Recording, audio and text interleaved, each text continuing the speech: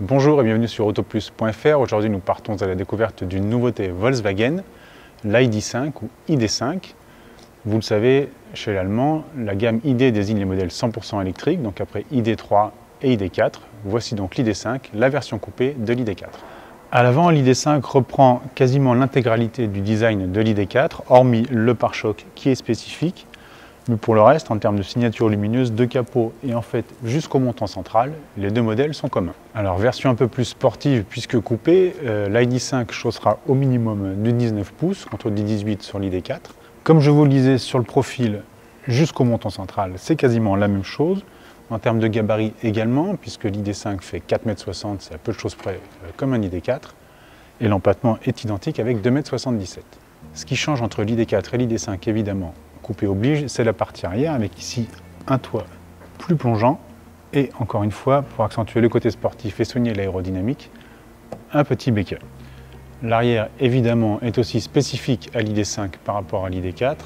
Comme je vous le disais, donc ce haillon, cette poupe assez massive, évidemment un petit diffuseur façon alu mais c'est en plastique. Et puis cette signature lumineuse alors qui est ici en option sur l'ID.5 classique mais qui sera de série sur la version sportive ID.5 GTX avec cette espèce de petit effet 3D sur les feux arrière. Comme sur l'ID.4, l'ID.5 profite d'un haillon avec ouverture automatique et électrique qui ouvre sur un volume de coffre de 549 décimètres cubes selon Volkswagen. C'est juste 6 cm de plus, j'ai bien dit de plus, que l'ID.4. Alors pas de plancher de coffre réglable, en revanche un rangement supplémentaire sous le coffre principal et si cela ne suffisait pas, un deuxième étage avec un bac pour loger pourquoi pas les câbles de recharge.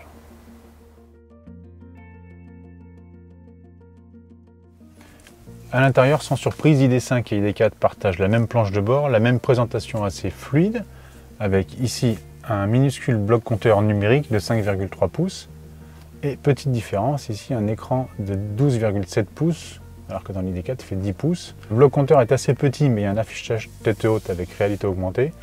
Bon, comme l'ID.4, franchement la finition c'est pas à la hauteur des standards Volkswagen mais ça c'est un peu ce qu'on déplore un peu dans la famille ID.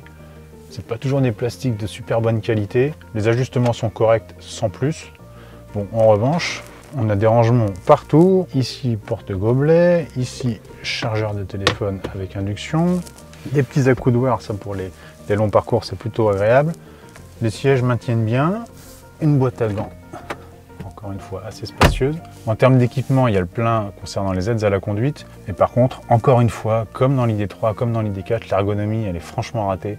C'est super compliqué, tout passe par le menu et par l'écran central, il faut vraiment avoir le coup de main. Par contre, ce qu'on retrouve avec plaisir, en tout cas ce que je retrouve moi avec plaisir, c'est ici la commande de boîte. Alors il faut s'y faire, mais une fois qu'on s'y fait, franchement, c'est pas mal du tout.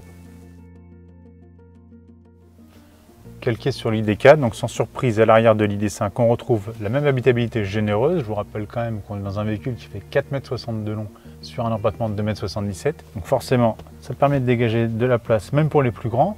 Et surtout, là où on l'attendait un peu, c'était la garde au toit, puisque forcément, qui dit coupé et toit plongeant, normalement, on est censé avoir un peu moins de hauteur. Alors Volkswagen annonce juste 12 mm de moins en hauteur par rapport à l'ID.4. Et très franchement, moi avec mon 1,84 m, je ne suis pas du tout gêné. Enfin, petite attention, on retrouve des petits aérateurs spécifiques, deux petites prises USB-C, pas de moquette dans les bacs de contre-porte à l'arrière, mais il y en a à l'avant. Donc encore une fois, la finition est franchement assez décevante, pour une Volkswagen en tout cas. Pour finir, cette ID.5, donc l'ID.4 coupé, arrivera en concession en mars 2022. Contrairement à l'ID.4, l'ID.5 ne proposera qu'un seul type de batterie, de 77 kWh. Mais elle acceptera la recharge rapide jusqu'à 135 kW, c'est un peu plus que l'ID.4 qui lui ne va que jusqu'à 125 kW. Enfin, en termes de motorisation, on aura en propulsion, donc avec un moteur électrique à l'arrière, une version Pro annoncée à 174 chevaux pour 520 km d'autonomie, une version Pro Performance, encore une fois propulsion avec un seul moteur à l'arrière, 204 chevaux, encore une fois pour 520 km d'autonomie. Et nous aurons aussi une version sportive baptisée GTX avec deux moteurs, un à l'avant, un à l'arrière, donc une transmission intégrale, pour une puissance annoncée de 299 chevaux et une autonomie espérée par Volkswagen de 490 km. Côté tarif, la marque n'a encore rien communiqué, mais si on se fixe sur les tarifs de l'ID.4, sachant que l'ID.5 sera un peu plus haut de gamme et sportif, on peut miser sur un ticket d'entrée autour des 45 000 €. Donc quand même une belle petite somme. il faudra quand même y rajouter un petit bonus en espérant qu'il sera encore maintenu au moins jusque toute l'année 2022, puisque si ça arrive en mars, pas sûr que les premières livraisons aient lieu en mars. Voilà, vous savez tout ou presque sur cette ID5. À bientôt sur autoplus.fr et en kiosque avec Autoplus.